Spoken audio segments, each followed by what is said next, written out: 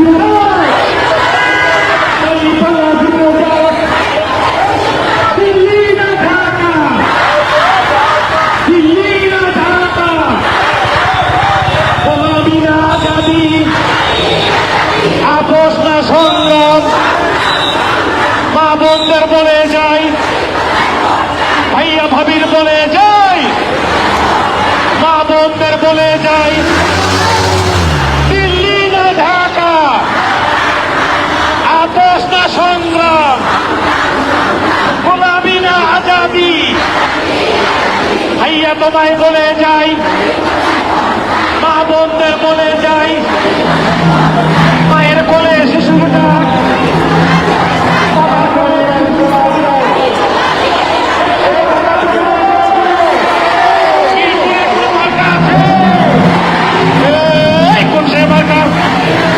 প্রিয় দর্শক, এতক্ষণ পর্যন্ত ঢাকা 15 আসনে নারীদের মিছিলের ভিডিওটা দেখলে ভিডিওটা কেমন লেগেছে অবশ্যই নিচের কমেন্ট বক্সে জানিয়ে যাবেন। আর আপনাদের কি মতামত অবশ্যই নিচের কমেন্ট বক্সে জানিয়ে যাবেন যে ঢাকা 15 আসনে আমিরে জামাত কি বিজয়ী হতে পারবেন কিনা। তো এই বলে আজকের ভিডিও এখানে শেষ করছি। ভিডিওটি ভালো লাগলে অবশ্যই লাইক কমেন্ট শেয়ার করবেন।